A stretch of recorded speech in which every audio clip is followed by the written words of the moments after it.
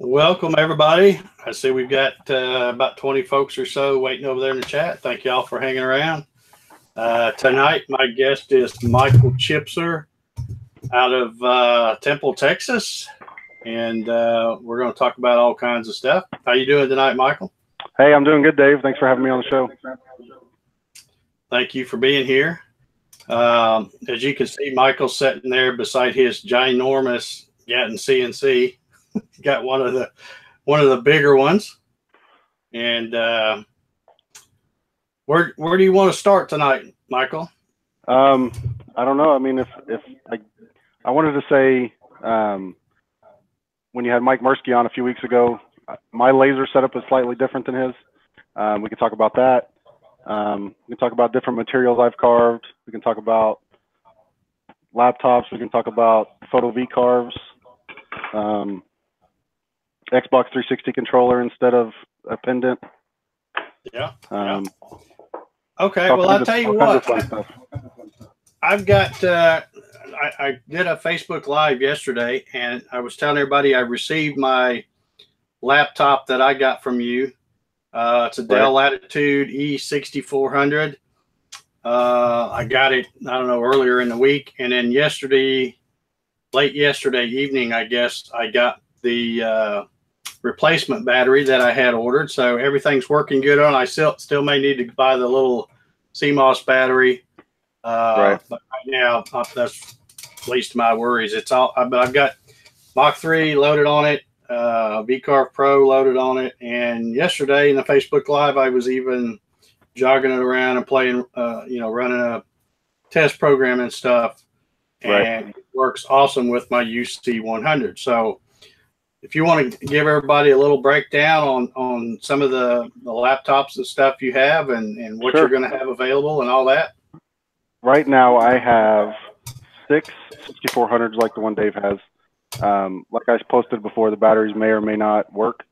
The CMOSs, sometimes if you leave them plugged in for a while, they'll charge, but a lot of times you got to replace them. I mean, they're 6-7-year-old laptops.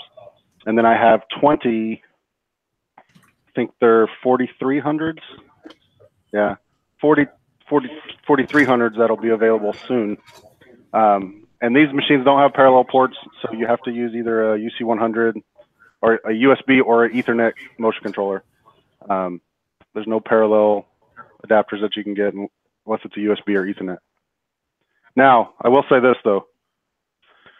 On my machine that I'm using, it's a laptop and it has a dock similar to this one. Let's see if I can see. And it adds a parallel port. Okay. Sometimes they work, sometimes they don't. Mach 3 is not supported or don't support them at all. So mine works. That's all I know. Yeah. But yeah, what everyone needs to understand is desktops, if you have a parallel port, 32-bit. If it's 64-bit any OS, you need USB or Ethernet, period. That's the simplest way to do it. Windows 7 parallel, 32-bit. Everything else, USB or Ethernet. So I know that question comes up a lot. Yeah, it does. And that's a good way to put it because, a lot of these operating systems like Windows 7, you can get it 32-bit or 64-bit. Right. So, and if you get a 32-bit, the parallel port will work.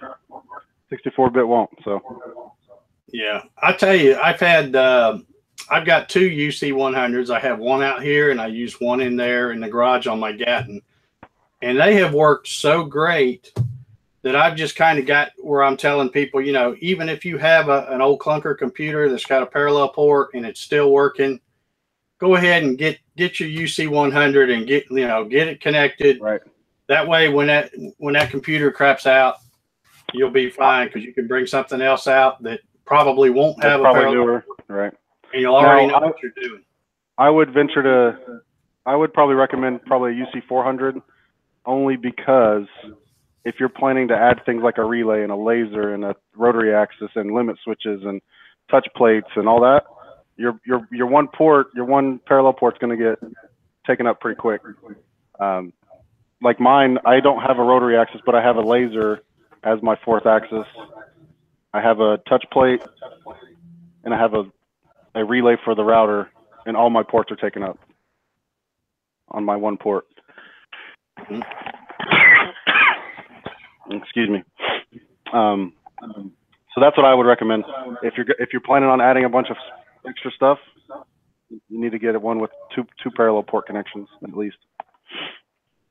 Okay. Yep.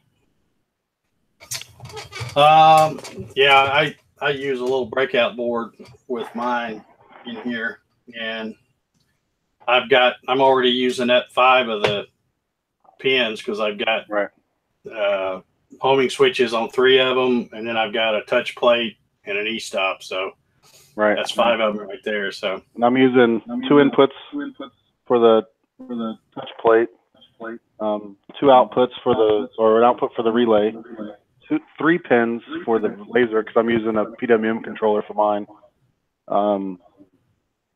What else do I have? I think that's it. But all that is using up all my pins. That's 6 or 7 pins, I think. Yeah. So.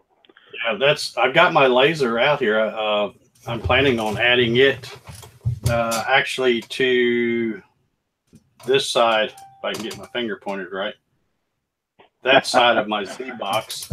And when I put my drag chain on the back, I spaced it out enough to leave enough room to mount the board on the back of that back Z plate. So yeah, a buddy of mine has the 4x4, and his laser, I want to say his control board, he mounted on top, but on the back side of the 4x4 because there's a little extra space back on the back side of the top of the Z box. Yeah, I think. Yeah. And I'm probably going to get that CNC pretty quick. So I'll have an orange beast and a wooden beast. Sweet. I'm happy to get you one out there. I just don't know where it's going to go. Speaking of that, I know you're out there in Texas because I saw you when I came out there last April to the little meetup that Becca threw together. Right. Didn't I see something about another meetup coming up soon? Are you trying to get another one together? Right. So we started a local group called the Syntex Crafters Guild, I think it's called. We've had 5 meetings now. This next one is going to be at my house. There was a couple people in the area that are asking about CNCs, and me and Jerry are the only 2 with CNCs in our group, and there's probably 15 or 20 of us. Some of them do paper crafts, some of them do lathe work, metal lathes. We have a little gambit of different people that make different things. We just get together and try different things. So, cool. Ray Dixon also has a Garage Works. Yeah. Mm-hmm. Yep. Us 3 are the CNC guys in this little Waco Temple Killeen area. Okay, I'm over there. Yeah, Ray's in the chat right now. Jerry Brown's in there. Sean Martyr, Mark Lindsay, Andrew Haig. Trying to remember who else I saw in there earlier. Anyway, appreciate you guys coming. We've got about 53 folks watching now, so appreciate that. All right, so we've covered the laptop deal, I guess. You say you got what, half a dozen or so? So I have 26, I think, ish. It all depends on what size you want. I have 6 14-inch screens and 20 13-inch screens, I think. Yeah. I think that 13.1, I think they are. Yep. Well, it's I'm happy to get this one. I mean, I didn't really need another computer because I bought 2 laptops from you. I've got the second laptop I bought from you sitting right here, and it's still working great. But I figure, for what I paid for that one, I won't have to worry about taking it in the house. If I leave it out here in the shop or whatever, as long as I close it up, should be fine. So yeah, I know you're in Georgia. I'm in Texas. I leave mine out here all the time, so it's not humid here, which is nice. It's just hot. So right. Okay, I'm trying to watch for questions over there. Corey Orell says Xbox 360 controller as a pendant. I'm all ears. He has 4 of them. So okay, I guess that'll be our next topic here, Michael. Okay, so there's a plugin on the Mach 3 website for a wired or wireless Xbox 360 controller. I chose wireless because everything I do is wireless, basically. if you go wireless, you also need a Windows game connect. I can't remember what it's called, but it's like $30. And if you already have a wired Xbox 360 that you no longer use, you don't even need that. You just plug it in and download the drivers, install the plugin, and that's it.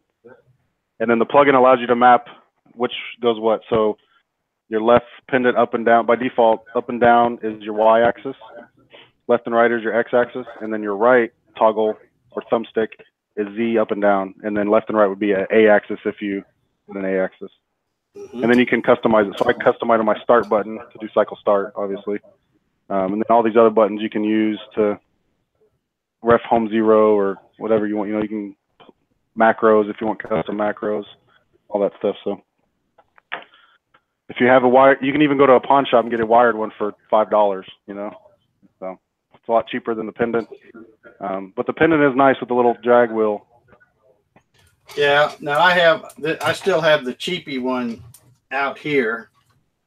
You know, everybody's probably seen this one before. This one I think is about what, $35-40 or something. Something like that. And I've got my really nice one that's got the wheel. And I love that thing. I have it out there on my Gatton in the garage. Yeah. I'm going to end up buying another one of those for out here, I guess, because this one here is nice, but I'm kind of spoiled after using that other one. And they run about $85, I think. They started coming down because they were about 90 when I bought my first one, and every time I look on Amazon, they could keep coming down a buck or two. So. I will say just one I've seen I've never had the pendant, but if you buy the wired version, there is a battery compartment there. Don't put batteries in it. There's no terminals if you have the wired pendant. Don't send it back like someone we know. Yeah, we're not going to mention names, better initials Becca Miller. No. Right. So even the wired connection one has a battery plug or battery socket area, but there's no connections. Yeah, they apparently when they make them, they just use the same body. Right. And you know, like you said, you pop open the thing and there's no little contacts in there for the battery, and you'll think, oh, what the heck? But if it's USB, it runs off of that. So. Runs off USB. You know, the wireless version will have the contacts in there. So. Yep. All right. Any other questions for Michael? Jerry says he broke down and got that wheel pendant. Jerry's a baller. Yeah, he is. He don't play. We'll get to see that next week. Jerry's going to be on next week. Nice. Hopefully he has his dust collection thing done. He sent me a picture today. I don't know what. I mean, that thing is massive. It's like 7 foot long or something. Yeah. Peter Pasquello's in the chat. How you doing, Peter? Man, all the way from Australia. Todd CNC is in the chat. Don Coleman. Thank you guys for coming around. All right, so we've covered the laptops. We've covered the Xbox controller. How about talking about your laser a little bit? You got some stuff there you want to show us about your laser? I have one. So I haven't mastered it yet, but I have the JTech 2.8 watt laser. The test of a scrap of poplar. Mine and Mike Mursky's lasers are the same, but I bought the extra. It's called the DAC board, DAC. It allows Mach 3 to use PWM controls from 0 to 255, so you can get grayscale photos carved or etched into wood. So I don't know if you can see it. There. And just to be clear, you're using Mach 3 with yours? Correct. I'm using Mach 3 as the sending G code, but I'm using a software application called Pick Laser. You can buy the license from JTech. I think it's $40 or $50. And what it does is it converts your photo into grayscale and generates the G code for you. And in that software, you can customize your laser beam width, step over, all that fancy stuff. That's if I'm doing photos. I will use Aspire if I just want black, full power 255. And that'll, let me see. Yeah, I think I have using the quick engrave function. Right. did a lot of tests with the laser. There's scraps everywhere. You know, I'm glad you mentioned this. I don't know if Zach Mannering, Southern Ginger's out there in the chat or not, but I was talking to him the other day, and he was asking me. He's added a laser to his Axiom. Right. I think his is a 4-watt or 3.9 or 4 or something like that. 0.8 or something like that. I think he said. And he was asking me about that, and for some reason, I was thinking that pick laser was a lot more. I was thinking it's like almost 150, but no. Yeah, that's so even better if it's only about. They have 2 different software packages.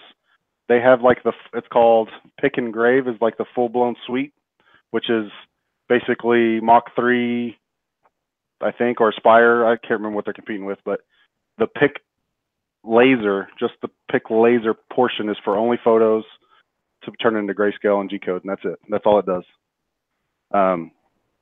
It's similar to Photo V-carve. It does the same kind of deal where it uses, so when you use the DAC, let's get technical for a second. The DAC board for the JTEC, it changes your step and direction pins from your Z-axis height into PWM control. So the deeper it goes, the higher value burn it'll get. So it's very similar to Photo V-carve as far as the deeper it goes, the blacker, the back background kind of deal. That's how the DAC board works. You cannot get, this is one thing I don't like about Mach 3. With Mach 3, you need that extra DAC board. If you have an X-carve or something running on Gerbil, any of the open source stuff, you don't need that because Gerbil can run that stuff manually and control it PWM manually or already, which is nice. But Mach 3 needs that extra board for some reason. Yeah. Well, I'm now that you've told me the Pick laser by itself is about $50 or so. I'm probably gonna have to look into that myself. But like I said, I've got my laser out here, and I've had it running on another Garage Works in the garage there. But I've always used the quick engrave part of and that's so it's $39.95, so $40.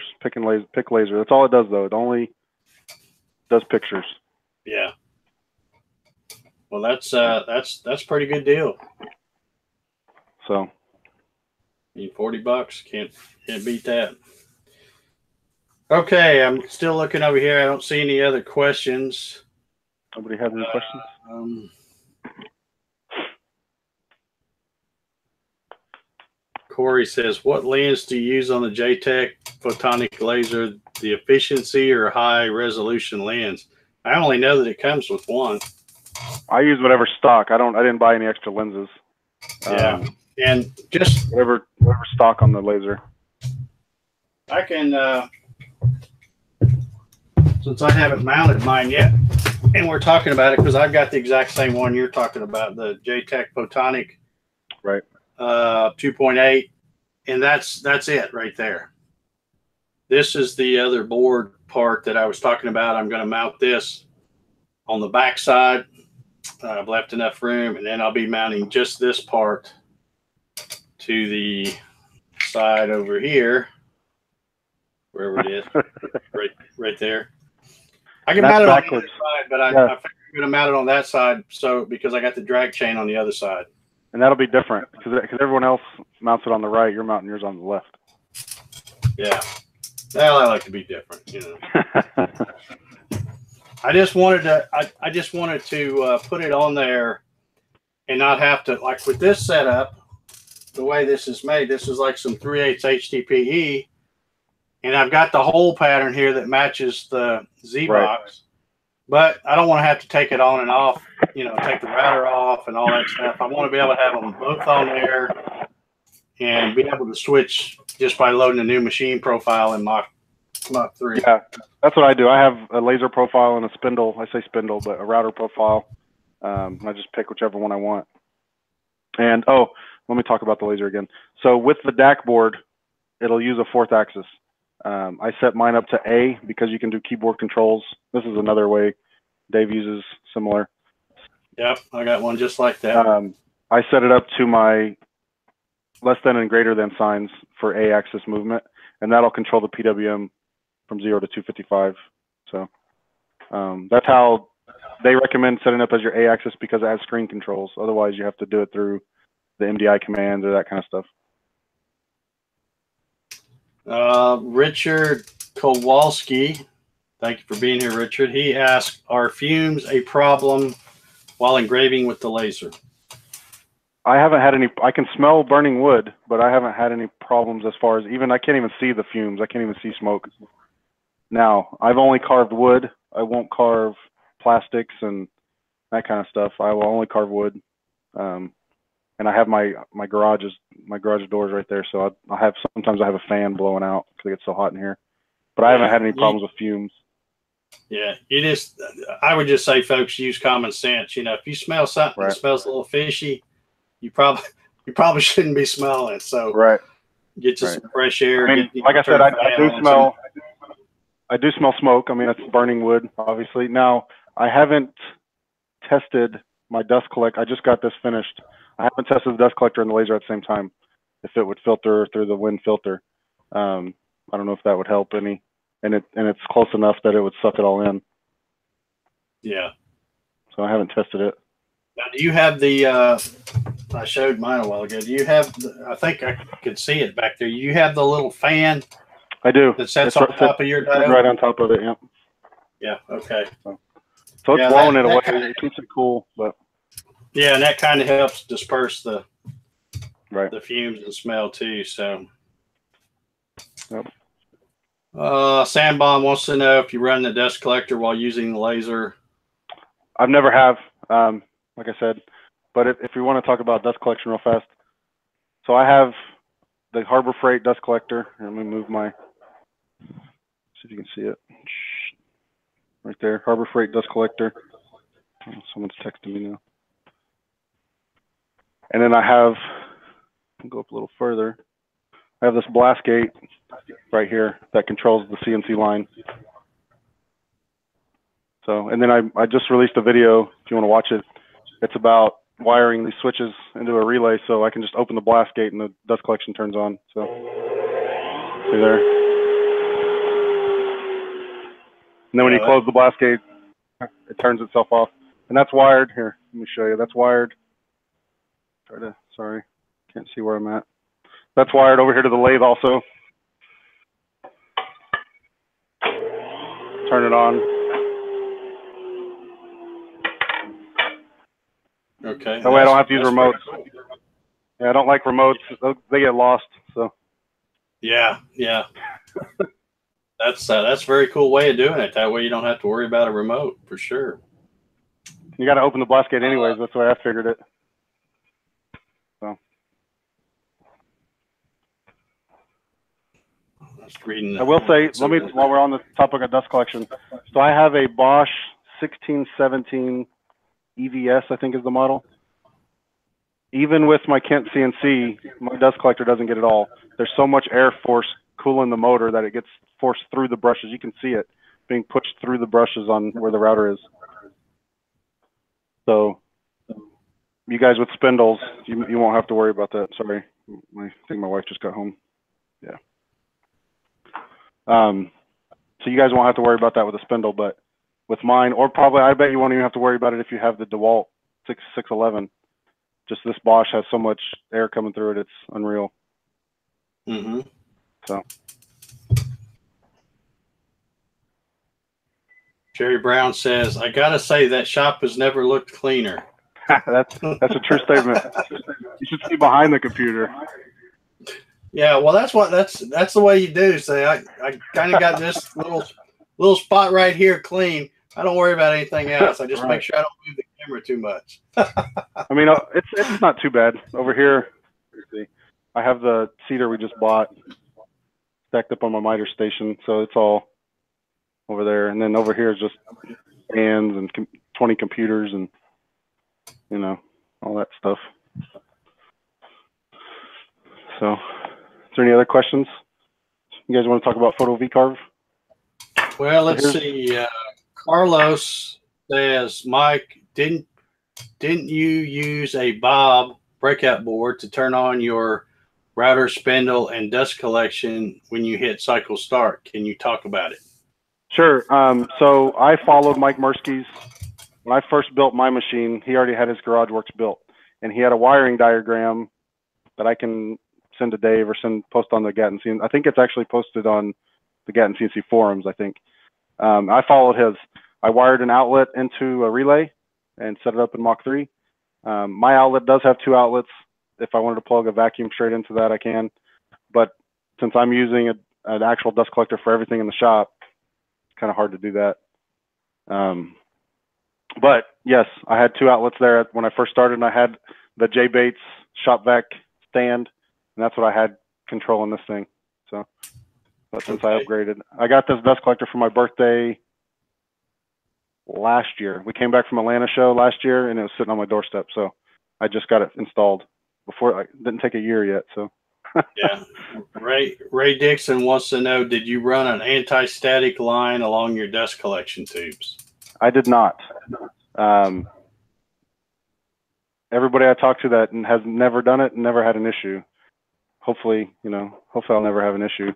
I've never heard of a fire starting with dust collection. Since I've been doing woodworking, the only fires I've heard of so far are with lasers, routers, leaving the CNC and your bit, something happens, gets stuck. And then all the people in the casting community of pin blanks using the ovens, they leave those things turned on and walk away for 2 days, and those little toaster ovens aren't meant for that. So I run well, very similar to yours. I've got the 4-inch flex hose running with 4-inch PVC running on my Gatton, and I don't have it. Everybody I talked to didn't have it. So I was like, well, if everyone else is fine. Never found it to be an issue. One thing I would mention though, Mike, you was talking about the dust collector for extracting fumes. Mm-hmm. I think I would rather just put a fan and to pull, pointing away from it, pull them out. Because if you should get some kind of an ember created by that laser. Oh yeah, it'll suck it down into the. I can guarantee you that'll make for a bad day. Yeah, that would be a bad day. So no, I haven't used it, and I probably won't use it. How about that? Yeah, I think I would just go with, if it gets to stinking too bad, just go with a fan and. Yeah, if I have the laser on, I always have the garage door open. I mean, yeah, it's not that big of a deal. And it's really funny because you when you're using that, and I haven't used mine a whole lot, probably not near as much as you've used yours. Yeah, but there's been times when I had mine on doing a demo or something out in the garage, and I get a phone call, and I walk out of the garage to talk on the phone a minute, and then when you walk back in. That's when you see it. When you're standing there, you don't really smell it that much and all that. But then when you walk out and come back in, it's like, it's kind of a little smoky in here. But usually if you just leave the door open or whatever, put a draft going the other way, you're fine. Yeah. But I worked for a company that had it was not really dust collection, I guess. It was, I guess in a way it was, but it was more to get the metal dust. They almost burnt the building down one time because it sucked up a piece of hot metal and went in there and caught that metal dust on fire. So wow, that's that's why I mentioned that if you get an ember and you I haven't had any issues with it.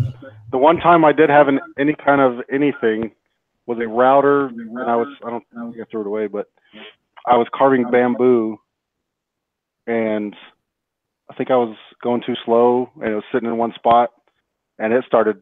I mean, it's basically compressed grass. Is basically what bamboo plywood is, and it was. Mm-hmm. I started getting a couple embers on there, and I was like, "Oh, we need to speed this up a little bit," Yeah. Larry Duggar wants to know if you're going to be going to Atlanta.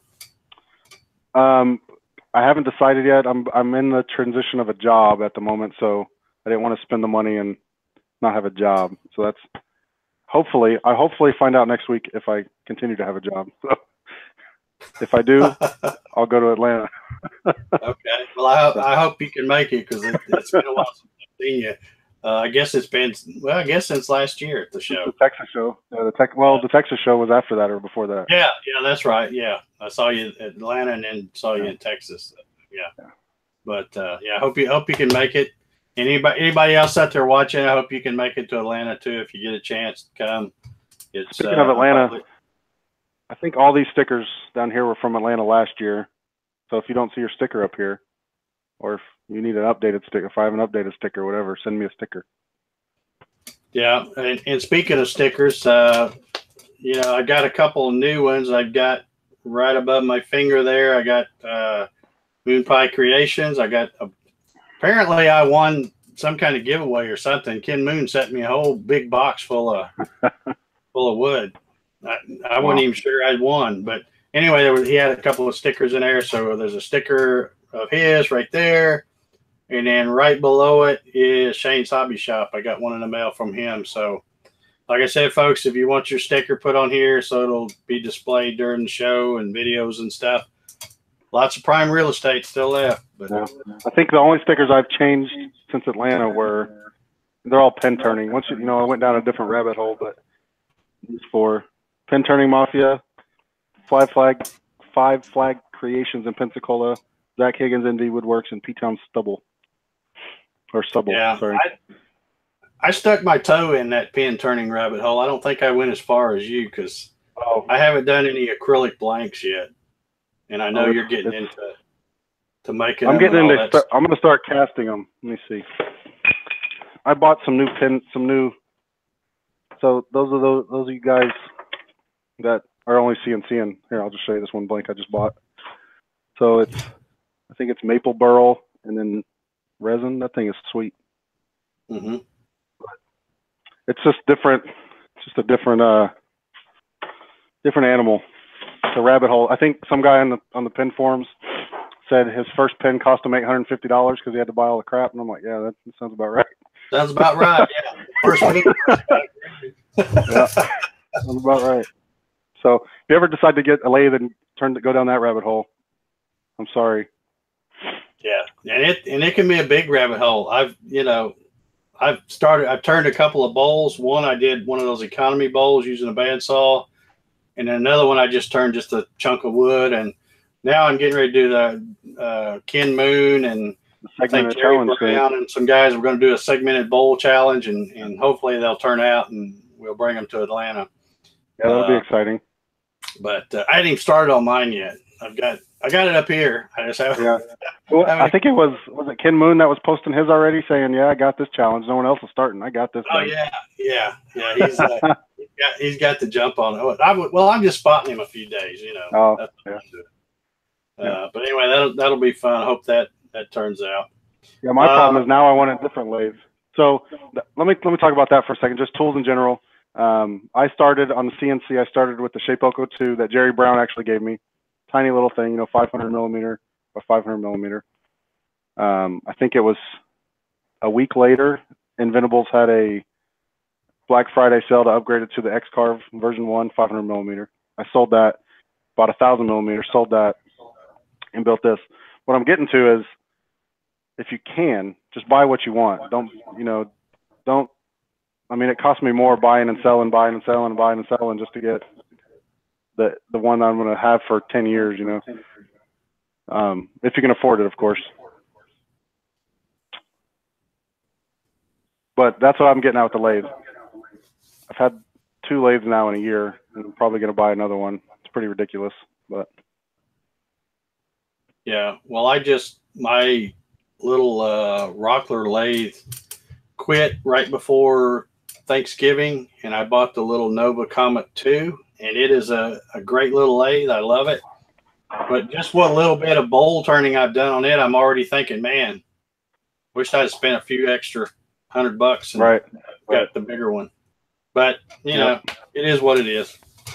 Yeah, it's funny because after I started pen turning, I went to the SWAT meet, the Southwest Association of Turners in Waco, and their lathes, they have these big, giant, robust, freaking 24-inch swings on it, and you can turn some massive stuff. I don't think I have the power in my house to cover that kind of machine anyway. So. Yeah. Any other questions out there? Well, Jerry Brown says, you see, if I had not met Chipser and given him my baby Shapeoko 2, I would have never built a Gatton. Yeah, it's Jerry's fault. Yeah, so it's all Jerry's fault. for both of us. He got me into this rabbit hole. Yeah. Yeah. My wife hates Well, it's you know, woodworking in general is just a big rabbit hole. I think there's just different divisions. You know, you got the lathe, you got scroll saw. That's probably not as bad a rabbit hole as most, and of course CNC. That's and then you got bandsaw, like people that make bandsaw boxes or scroll saw boxes. But yeah, there's rabbit holes you can get down. That's for sure. But well, another thing I want to ask you, Michael. I know you've got a lot of different samples there on your table to show. Now, do you do a lot of commission work? I do almost exclusively commission work. Everything that I brought out, minus this cutting board and these zero clearance inserts, I had to go find from family in town because either I give them away as gifts or I sell them. I mean, there's very few in my house that I've made myself for us, unless the wife has requested something. That's the only time I make something for us, if the wife wants it. So happy wife, happy life, right? Yeah, amen to that. Do you do the craft fair thing like Jerry does, or you just kind of word of mouth? And I only do word of mouth and Facebook and Etsy, and well, I say Etsy. I've never had an order off Etsy. Facebook now has a Facebook store that you can do, which is nice. I've gotten several orders there. I've gotten several orders from friends, from Facebook, from people, word of mouth stuff. I went to one craft fair with a buddy of mine, Chuck and Colleen, the pen turner. I made a couple $100, but I sat there for 8 hours. It was ridiculous. I'd rather be here prototyping or trying to figure out my laser than waste 8 hours. Yeah. Now, have you used your Gatton CNC to make other things that you use in your shop, like fixtures and jigs and things like that? I made a circle. I cut out a circle for my sanding block for my lathe. That's about it. Let me see what else. Well, it's funny you mentioned, because I got one right over there that's exactly like that. I have a 12-inch one. Right. I measured my faceplate, and that way I could put a little pocket just enough to make sure I got the faceplate centered. And right in the center. I love having a CNC for stuff like that, because you get it perfect. I'm trying to think what else I've made for the shop with the CNC. It's not a lot. Like I said, almost everything I do is commission work to someone else. I will say I've made boxes, so you can buy pin boxes. Let me see if I have one down here. It's all rough right now, but so when I make a pin and sell it, I make a pin box, so it has little pockets in there. And I mean, they'll cost me $1 to make or something like that. You can buy them for $10. I'd rather just make it. And that's always a nice touch when you're doing pins, is to give them away with a box or something. I will say I used your template for zero clearance inserts for my table saw, and this is HDP cutting board, and this is phenolic. So, yep, it's different materials, and I think it was your file I used. Those are two different materials that aren't standard wood that most people would use. So, yep, yeah, I have one that's MDF on my table saw right now. Right. But that's like I said, there's a lot of things that it's good to have a CNC for that people might not think about, but just like, zero clearance inserts, you could, throw a piece of stuff on there and cut 5 or 6 of them, and you'd have one for 90 degrees and another one for 45 or whatever. So I will say that I'm probably going to make some molds for resin casting shortly. Out of some HDPE, because the one thing I like about the CNC is it's repeatable and you can sell whatever you make, which is nice. This is like an employee that I don't have to pay. I can turn the lights off and go inside and he's still working, Yeah, so that's and I think the argument about the real woodworking and all that. I think that's finally starting to lighten up a little bit. There's just so many people getting a CNC, even if it's just a little Shapeoko, you know, right. one of those little small ones or whatever, or the what's the other one, the piranha, that little bitty thing shark has. The shark or piranha or. You know, there's just so many people getting into it now. I think that the argument's starting to not hold up anymore. Well, I mean, I think I can see both sides. If you're like me, it's not woodworking, because I make some signs and sell the signs. If you're using it as a complementary, like if you make some drawer faces and you carve an eagle or something and it's part of a bigger, larger project, to me, then it's a complementary woodworking item. If you're just me making some signs and selling it, I don't know if you can consider that woodworking. I mean, I did have to sand them and I had to cut them into size. But I mean, I don't care. I don't get into those arguments. I mean, how about you just go make money? That's what I'm doing. So. Yeah. Well, yeah, and I get the thing with signs and stuff like that. You know, I think the big thing is people think that the guys are going to, and there probably are some guys that do this, but I wouldn't. But you know, they use their CNC to make a bunch of little widgets and stuff, and then go to these craft fairs and call it handcrafted. You know, so oh yeah, I don't see anything wrong with having those for sale. And we're probably going to find out a lot more about this next week when I have Jerry Brown on the show, right? Because I know he does the craft fairs and stuff like that. But you know, as long as you're not trying to fool anybody, I don't think it should matter. Yeah. And again, you know, you if you get somebody to ask you to make something and you give them a price, you know, not just CNC, but anything, you know, then they're like, well, dang, I can go to IKEA and get it for that, you know, or Walmart. So, you know, that's another rabbit hole that you can get down of how to price your work. Is CNC man hours the same as normal man hours? You know, there's different arguments to that as well. So I was thinking about the shop stuff. I did make the stool on the CNC. Yeah. Okay. Yeah, that's pretty cool. Let's see. Herb Lichtenberg says, I think the CNC is not woodworking argument is going away because of all the other technologies like laser cutting, laser etching, 3D printing, etc. The landscape of making has changed a ton. Yeah, that makes sense. I agree with that. That's you know, I'm like Michael. I don't try to get into that argument. If somebody wants to say, and I get it all the time when I put a video out and I use the CNC even for just a small portion of the project. You know, I get comments about that all the time, and I just don't care. You know, right? I'm like, how stupid would I be to have a nice CNC and not use it? You know? Right.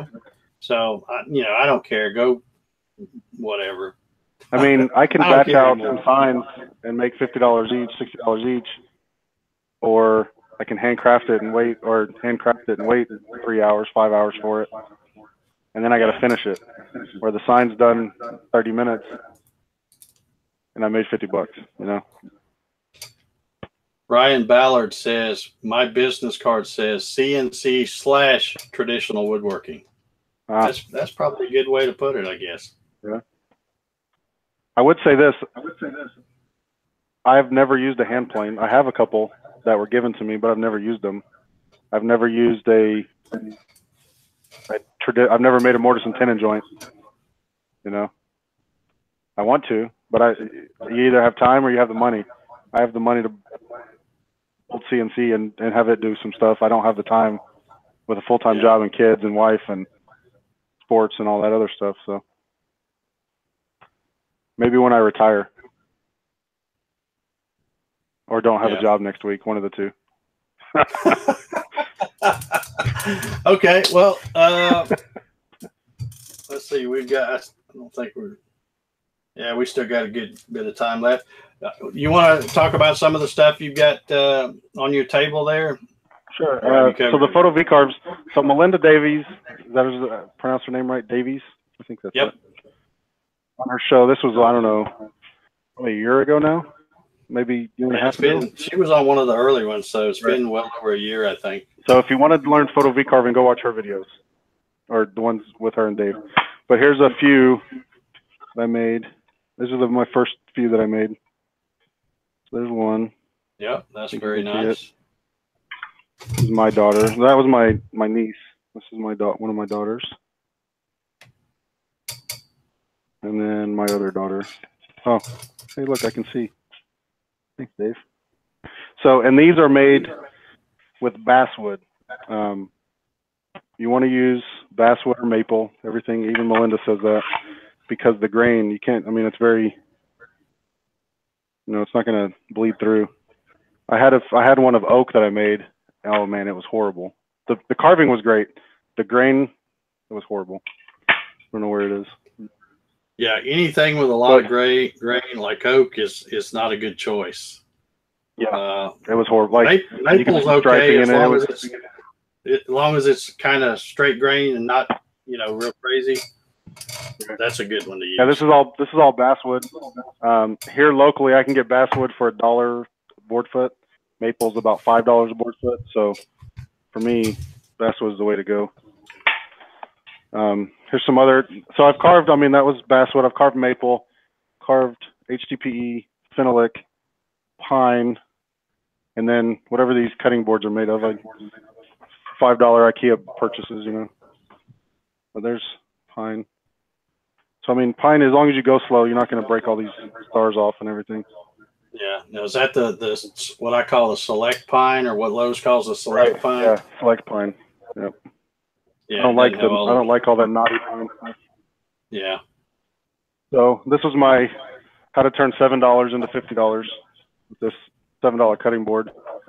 Mm-hmm. So, and I think, and this is what I tested with the laptop parallel port on that one.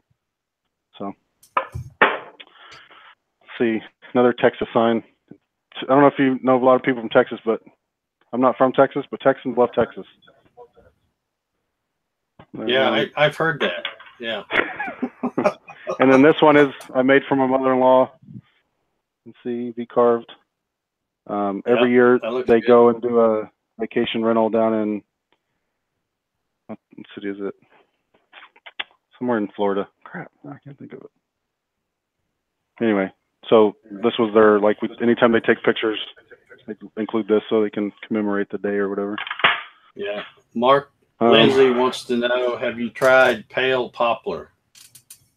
Pale pop? I've tried green poplar. I don't know what's the difference. Yeah, I don't know. I guess he's just talking about the real plain looking stuff that you'll see at Lowe's. Man, I've tried this. This is from Lowe's. It's just poplar, quarter inch. And I cut, I don't know if I have any. I cut like 300 Christmas ornaments out of poplar this past Christmas. And that's one, like I said, that's one good thing about CNC. It's consistent. I can set it down, batch them out, and CNC is excellent for that. I don't have any here, but it was all poplar, quarter inch. And then this, so that's why I was testing the laser. So I did a Mod Podge photo thing.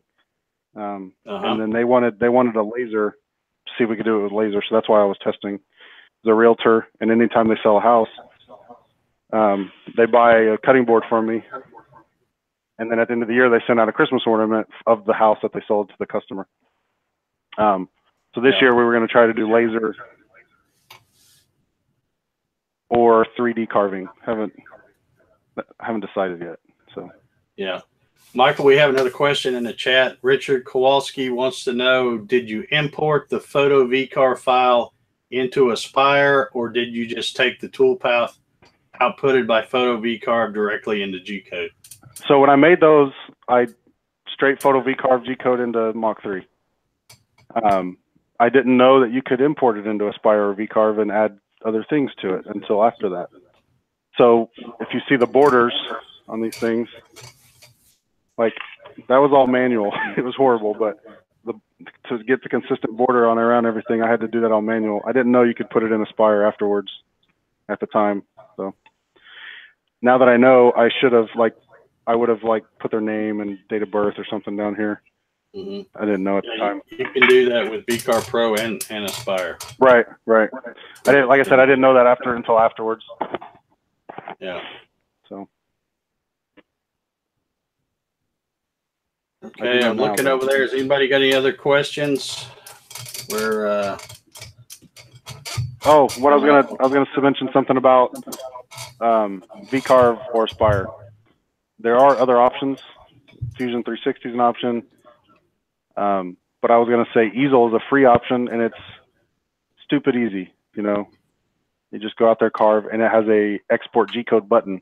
You just press it and import it into Mach 3. So if you don't have the money to pay for Aspire or V-carve or any of that right now, use the free stuff and then upgrade later. That's a very good point. I also wanted to mention too, you know, you were talking about Melinda, and some of you folks over there in the chat maybe haven't been following me long enough to have seen that show we did almost 2 years ago now, I think, when I had Melinda on. But she is probably the best at photo V-carve than anybody I've ever seen. Yeah. And she will be at the show in Atlanta. Is she going to demo again this year? Or? No, she's not going to be demoing anything. She'll just be hanging out and stuff like that. So if anybody's into photo V-carve and wanting to pick her brain, that would be a good time, because Melinda's happy to share her techniques and stuff. It's funny. I get more reactions out of that stuff than anything else. Like, people think it's amazing that you can take that photo and engrave it into the wood. Mm-hmm. So, and they're good money makers, which is nice. They take a lot of time, but they're good money makers. Yeah, weddings and babies. Yep. That's a good. I will say that the photo selection is half the battle. I did one I didn't realize it at first, but the background was really dark. So you basically have a indented carve, and then the people, and then, you know, that's it. You just have people in the middle of a piece of wood. So you want to try not too dark backgrounds, maybe colorful, different shades of, you know, so there's actual variation. Yeah. Yeah. That's my Linda has, and one reason why I think she's so good at it is she has done it a lot. So she's had a lot of practice. She knows, you know, by this time she knows what works best and what doesn't work good, and what woods to avoid, like the oak you mentioned and stuff. Yeah, like I was like, man, I'm gonna rock this stuff. The carving was awesome. I'm like, man, this is nice. I put finish on it. And I was like, oh, this is ugly. Yeah. Well, now you know that was just a lesson. You know. Yep. Ryan Ballard. Now this is kind of off topic here, but Ryan Ballard wants to know, what products does Mike use on his beard? I knew there's going to be one. I actually use whatever people give me for Christmas. All my family thinks I need stuff for that stuff for Christmas. I think it's called Amish beard balm. I think that's what I used when it was real short. When it was, you know, there's stages to a beard. You know, once you start, you're okay. Then in about a month or two, it starts getting itchy. At that point is when you need your cream and salve and all that, because otherwise you're just going to shave it. If you want to grow it, you got to get past that little itchy stage. Yeah. But after that, you're good. I can never make it past that stage, as you can tell. Right. Carl Whitaker's over there. He's asking, does she have a YouTube channel? He's talking about Melinda Davies. Carl, she does have a YouTube channel. However, I don't think there's any content on it. Yeah, I think the only thing I've ever seen is, I think she was on your show twice, or maybe she was on your show once and then had one episode on her channel or something. And then after that, it's all trial and error. I mean, yeah, I think the bits I used on that were 1/32 of an inch, I think. Yeah, little ball nose. Yeah, tiny little. I mean, let's see. Tiny little thing. Little bitty thing. You know? Yep. So they take forever. I will tell you, Carl, Melinda has a. I don't know that she updates it regularly, but she has a Facebook group. It's a private group, so you have to ask to join. You know, you click join and she'll check you out. And and of course I can vouch for it. Carl Whitaker is a guy I went to high school with, a classmate of mine from Indiana. But her Facebook group is called Wood MD, all one word, Wood MD. I'm pretty sure I'm a member of it. So yeah, I think you probably are. But anybody that wants to join, I don't mention it much, and she doesn't put a whole lot of stuff out there. Like I said, it's a private group, but that would be a good way to get in touch with her. Like I said, she's very open to sharing, her techniques and stuff like that, her settings and all that stuff. I'm pretty sure I sent her a message on Facebook when I first started, and she helped me out quite a bit. Yeah.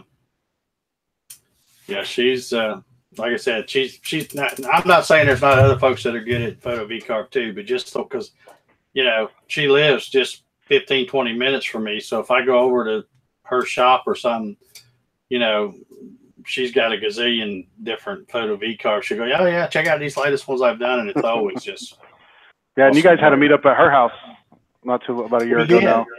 Yeah, we did. We had. When was that? September 30th, I think it was. We had a meetup at her shop.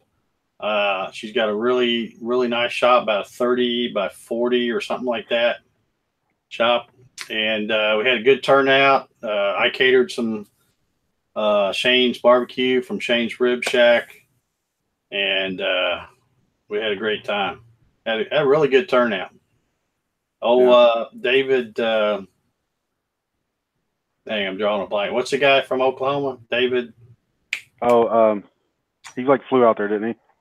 Yeah. Dang, I can't think of his last name. He's an OSU guy. That's the only reason I remember. Yeah. Battershell. Yeah, thank you. Yeah, David Battershell came. He's doing the R2D2 stuff as well. That's Chuck, I think. Yep. Hobby came from Miami. We had, like I said, we had an awesome. Yeah, thank you, Jerry Battershell. Turn delay on you, Jerry. Little late, Jerry. Yeah, but Scott Wilson asked, "What brand bits do you two like the best?" I'll let you go first, Michael. So I have an assortment. I have Diablo bits from Home Depot. I have Amana bits. I have the Irwin bits, I think, from Lowe's.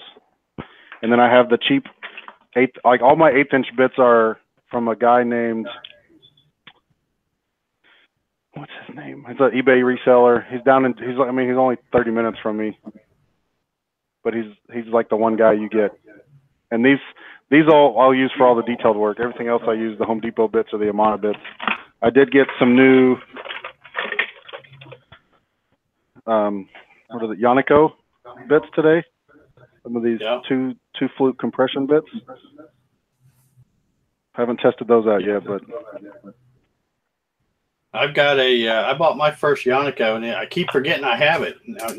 Since you just mentioned it, I've got it in the drawer in there in the garage, I think. But it's I think it's just a 1/8 end mill, but I got it because it had extra length to it. Because a lot of times, when you're trying to cut, like most of the 1/8 bits. And let's see, I got one. Got one right here. Most of the 1/8 bits don't have that much length to them. I think this one's got maybe a 1/2 inch, 7/16 or something.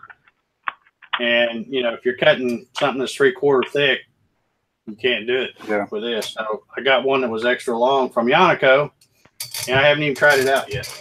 So I will say, also when you're doing photo V-carving, these kind of bits, these little tapered ball nose bits, work wonders. Is that an Amana? This is Amana, yeah. You can go super fast on these things, which is nice. Yeah, that's my, well, as far as the ball nose, I've got, I think, 3 different Amana bits, and they all work great. I'm a big fan of, I've tried all different kinds of brands. I usually don't buy bits from like Lowe's or Home Depot or something like that. I try to get some kind of a brand name. I like Whiteside. I like Freud. Of course, Amana's a good bit. I think it depends on what you're doing too. If you're doing, like, you're cutting a lot of profile cuts, you need end mills and that kind of stuff. I wouldn't I wouldn't want to get a Home Depot bit for that. Yeah. Now, if you're doing V carving, it's not a lot of stress on the bit. It's not a lot of stress on the wood, you know, and it doesn't take very long. So yeah. Well, I cut, you know, as you guys know, I cut a ton of Gatton CNC kits, and it's all 3/4 inch plywood, and there's, you know, glue and all kinds of junk in it. So I started out using white side, and then I thought, well, let me try to switch around and try some different brands and see if I can find one that seems to work or last longer. So then I switched and I started using Freud bits for a short time, and I finally settled on CMT. That's my favorite bit, and I can get the 1/4 inch up spiral 2 flute for $19 and something off of Amazon. And I usually order like 4 or 5 at a time. That's not bad. I think it all depends on what I have going in the queue. Like if I need to have if I drop my V bit for some reason on the ground and it breaks the tip, and I have something to do tomorrow, I'll go to Home Depot and buy that Diablo or Freud. Oh, excuse me. But if I have time, I'll order something on Amazon and get a Amana bit or a Yanico or something. Yeah. Jay Brown says any bits that Amazon Prime sells. Exactly. Right. Well, they sell a bunch of them.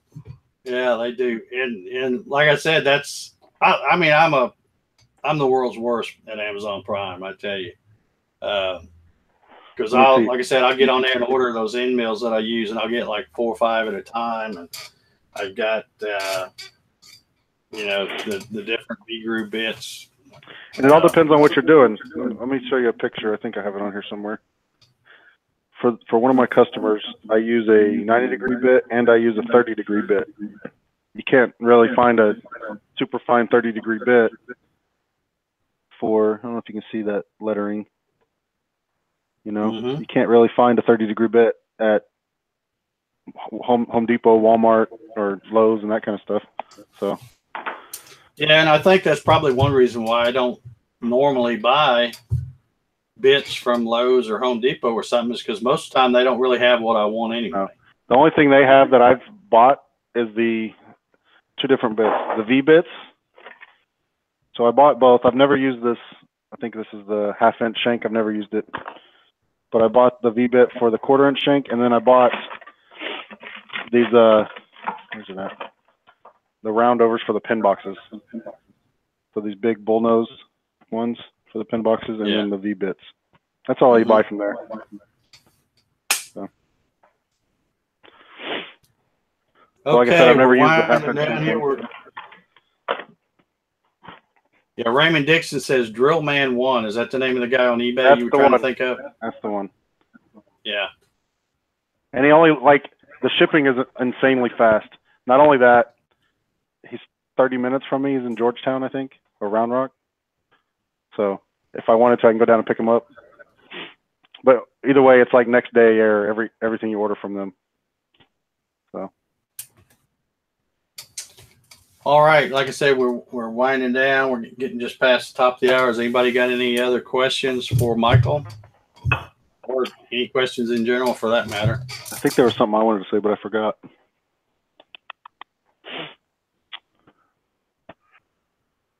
Oh, there's one thing. You can ask all the questions you want. Experience. You know, it's not going to experience on how to do something, or just go out there and play with your machine and you'll get it. I'm kind of torn that I'm glad that I had the Shape Ocos and the X-carves first, because I learned how to use a CNC on those things without breaking this guy. But I have spilled super glue all over my table. I need to put a spoil board on there and surface it. Jim Senecola wants to know, what is your channel? It's Wood Chips. I think it's Wood Chips or Wood Chips Tech. I don't know. I think I only have like 7 videos are out there. Yeah, you'll see his logo that's got the glasses and the big beard. Yep. Looks like ZZ Top or something. Yeah. I want to say it's either wood here. I think it's just Wood Chips. I think. And I finally got over 100 subscribers, so I can change my. So I think it's youtube.com/woodchipstech. I think.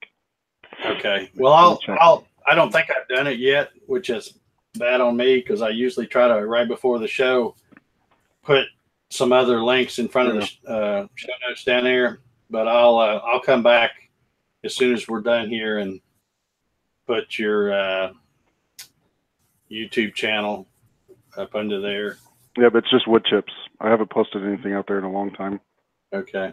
I think the last thing I posted was on when I built the relay for the dust collection. Jerry Brown says, I got MDF for you, Chipser. Anytime, swing by. Yeah, I'm going to. So let me talk about that. There's a lot of people that want to use T-tracks. There's a lot of people that want to use T-nuts. If you're building a Gatton CNC, do not use T-nuts. Slap yourself if you're thinking about it. I use T-nuts, and I probably didn't do the right way. The way I did it was I wanted to cheat, and I built my machine 5x5, and I just bought 2 sheets of 5x5 plywood, drilled holes in the top for the T-nuts, hammered them in, and sandwiched them together. The problem is when you go to mount, and I use these same Rockler clamps, when you go to screw it in, it hits the bottom piece of plywood, and it tries to pull those things apart, so your part is now unlevel. I don't know if that makes any sense. Yeah, in order to use the T-nuts, you need to have a drill hole all the way through. Yep. Yeah. So I didn't do that. So I'm going to throw MDF on top, surface it, throw some T-track down, and go to town. Yeah. Well, since we're talking about that, anybody that looks behind me here, you can see I went a much different route this time than I do. I normally just keep it simple and use the T-nuts and stuff like that. And I won't say don't use T-nuts because that's a good, cheap way to go. Just make sure you get the right T-nut. Don't buy the ones with the prongs. Buy the ones with the barbs. Yeah, don't get the ones from Home Depot or Lowe's. You got to get the ones with the barbs on the shaft. On the barrel, that's right. If anybody has any questions, send me a email or something. I'll send you the link to McMaster. You got to get the right one, and they won't come out. But I kind of decided to do it different this time. I bought these T-tracks from Orange Aluminum. I bought like 9. I think there's 9 of them here, 4-foot lengths. And so far, I'm really liking it. I took my, my little cheap home-made scrap plywood clamps. Just went to Ace Hardware and got, I think these are 2.5, 3 inches long, 420 hex bolts. And then I actually took some T-nuts with the barb on the barrel, and I cut me a bunch of little knobs. And these are working out really nice. Like I said, there's nothing wrong with using the T-track. That's a good, cheap way, but you got to put the right one in there. Yeah, and you got to drill a through hole. Yeah, and that's another reason why I decided not to do that, because on here, right here, and right here, where you see these screws, there's a channel running through here. So I wanted to make sure that the T-track, or more importantly, the T-nut, if I was going to do that, didn't fall where that was.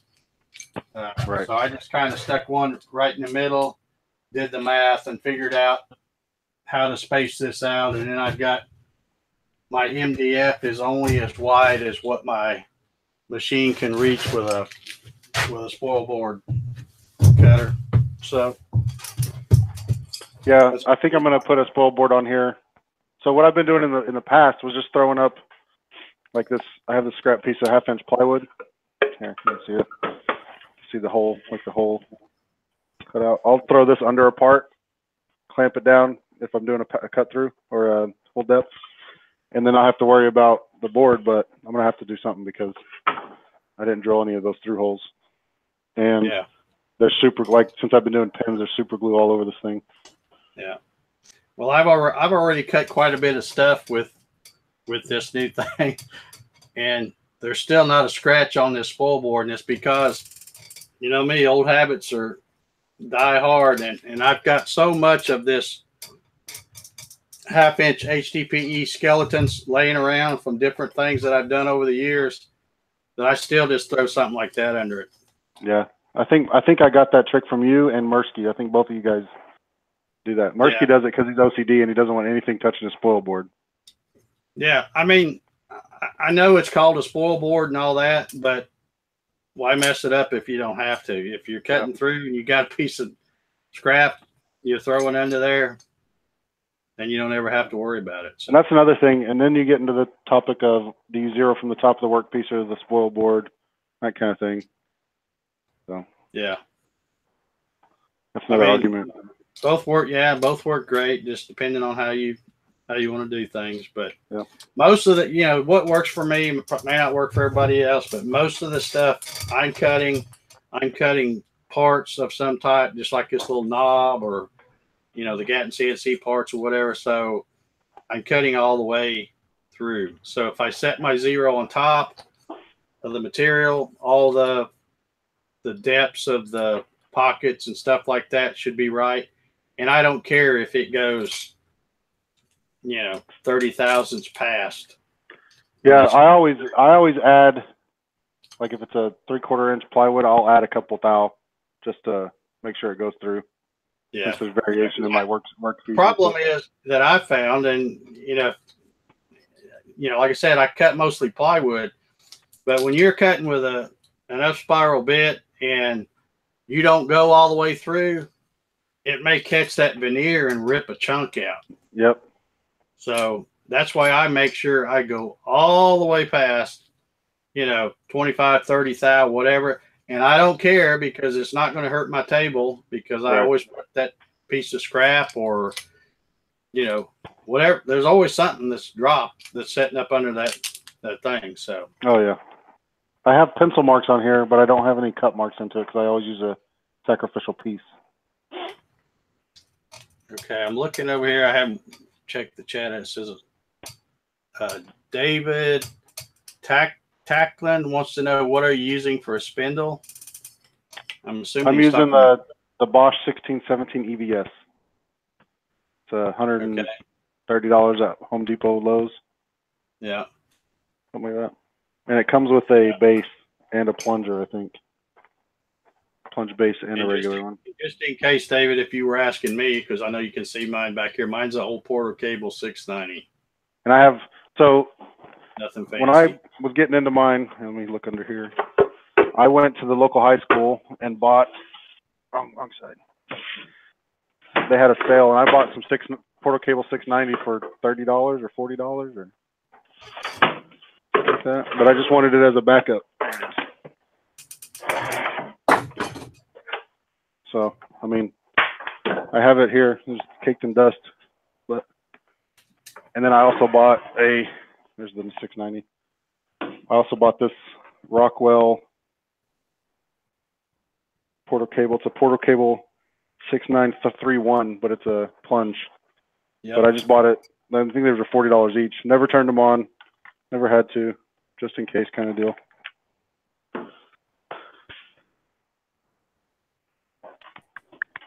But I think one of these might go to Brett Fagan. He's going to come down in 2 weeks when we do our meetup. So if you're in the Central Texas area on the 24th, I think it is, 2 Saturdays from now, we'll be hanging out at my house. All right. Okay. I don't see any other questions, just some comments about routers. Do they hold up on long jobs? The longest job I've done was 18 hours, something like that. And I know Mursky talked a couple weeks ago about his, and he did like a 30-hour or 40-hour. Yeah. Airborne wings, something like that. Yeah, he has a DeWalt 611. Right. So the routers will hold up. I mean, they're not gonna, as long as your feeds and speeds are right, they're not gonna get hot and go crazy and whatnot. Yeah, they're not really made for long runs like that. I mean, most people, you think of a hand router, you're going to turn it on, do a little bit, and then cut it back off. But They will hold up and run. The only thing you have to worry about is after a while, if you've had it a while, you don't want to be doing a long run and not be within earshot, because if those brushes suddenly run out, it stops pretty quick. While we're talking about routers, let me see if I can find this. I have a 611 over here. You need to understand what collet you're going to get, or collet adapter you're going to get. When I had my X-carve, sorry, all this noise.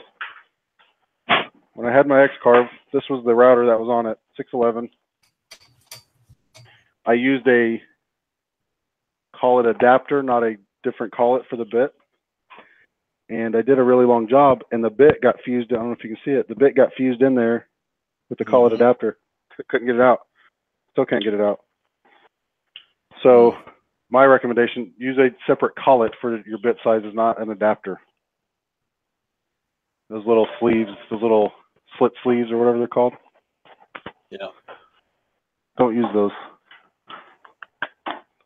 And I just have, so when I have my 1/8 inch collet right here, ready to go when I need to switch out bits.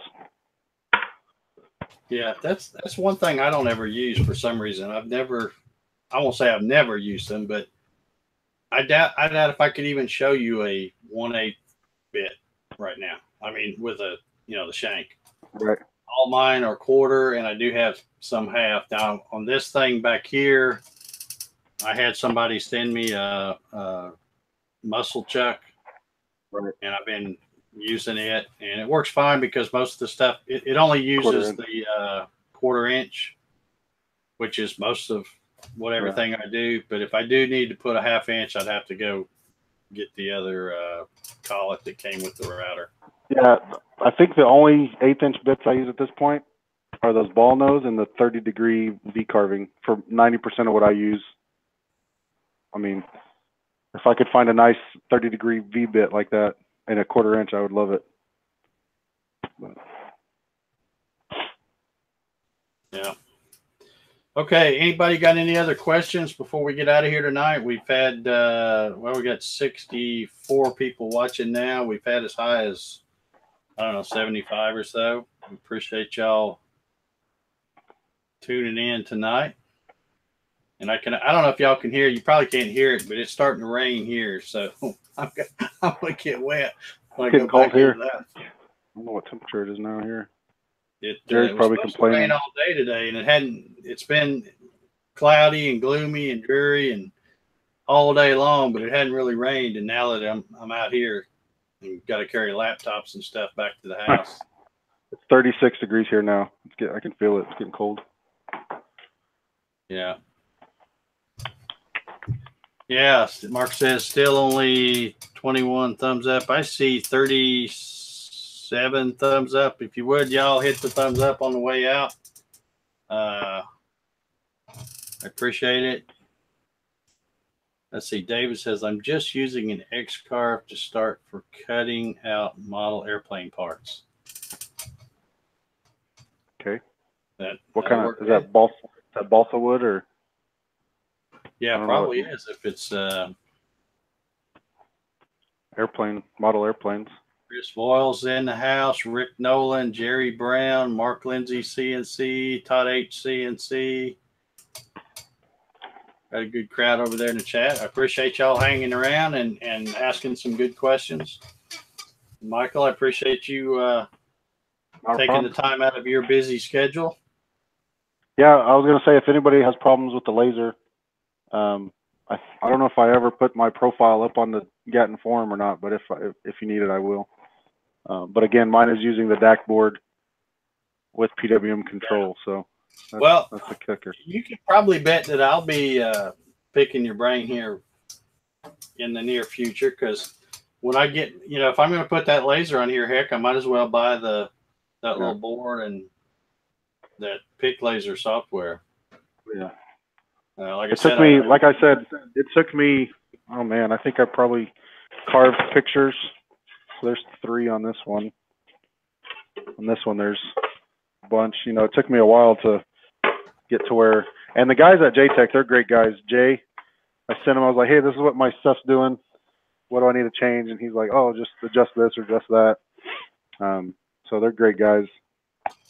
They're close down there, based close to Houston. So.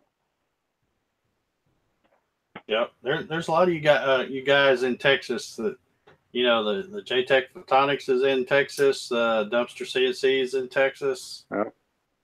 A lot of folks out of there. I think my next big purchase is going to be a full laser, 65 watt, 45. I don't know yet, either 65 or 100. Like an Epilogue or something. Yeah, and the Epilogue guys I think the headquarters is in Dallas, and one of their sales teams is in Houston, or one of their divisions or something. So they're local ish. I mean, Texas is huge, so. Yeah. All right, Michael, I appreciate you coming on here tonight and sharing your knowledge and expertise. And I wouldn't say expertise. Thanks again, everybody, for hanging around here tonight. We're going to put this one in the books. As I mentioned earlier, Jerry Brown's over there in the chat, or as he's now known on Facebook as Jeremiah. Brown. He's the Facebook person formerly known as Jerry Brown. He said he didn't want to get confused with that guy out in California. Yeah, I don't blame him for not wanting to get confused with that knucklehead. Telling you what, I don't even want to get started. Yeah, giving my opinions about California. So we'll end the show right here before I get in trouble. Yeah, we don't want to get politics involved. Yeah. All right. Thanks everybody for watching. Everybody have a great weekend. Stay dry, stay warm, and we'll see y'all next week. Everybody take care. Later.